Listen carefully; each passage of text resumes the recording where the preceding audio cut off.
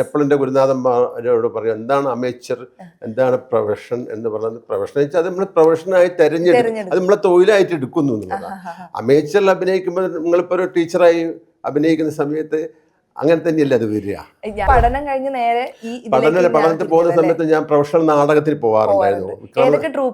ഞാൻ സ്റ്റേജ് ഇന്ത്യയിലാണ് 5 കൊല്ലം വർക്ക് ചെയ്തത്. സ്റ്റേജ് ഇന്ത്യ എന്ന് പറയുന്ന ട്രൂപ്പിൽ. വേറെ അമേച്ചർ അപ്പോൾ പൂക്കാട് കലാലയം, ശക്തി തിയേറ്റേഴ്സ് കുറുവങ്ങാട്, പിന്നെ അതുപോലെ തന്നെ ചിത്രശാല, അങ്ങനെയുള്ള അമേച്ചർ നാടകങ്ങളിൽ അവരൊക്കെ നാടകങ്ങളിൽ അഭിനയിച്ചിട്ടുണ്ട്. പക്ഷെ പ്രൊഫഷണൽ നാടകം വേറെയാണ്. അമേച്ചർ നാടകത്തിൽ നമുക്ക് അമേച്ചറെന്നും പ്രൊഫഷണലൊന്നും ഞാൻ വേർതിരിക്കുന്നില്ല ശരിക്കും. ഞാൻ എപ്പോഴും എൻ്റെ ഗുരുനാഥന്മാരോട് പറയും എന്താണ് അമേച്ചർ, എന്താണ് പ്രൊഫഷൻ എന്ന് പറയുന്നത്. പ്രൊഫഷൻ വെച്ചാൽ അത് നമ്മൾ പ്രൊഫഷനായി തിരഞ്ഞെടുക്കും, അത് നമ്മളെ തൊഴിലായിട്ട് എടുക്കുന്നു എന്നുള്ളതാണ്.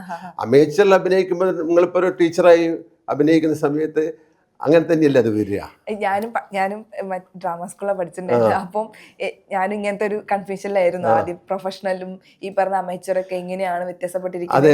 സ്കൂൾ ഓഫ് ഡ്രാമയിലെ പഠിച്ചതൊക്കെ. അതെ, അതപ്പോൾ അവിടത്തുള്ള ആണല്ലോ ഇവരൊക്കെ തന്നെ. നമ്മളാരാണ്, പിന്നെ ശ്രീവത്സൻ സാറ്, കുക്കു പരമേശ്വരൻ, അതുപോലെ തന്നെ ഏറ്റവും വലിയ ഡയറക്ടർ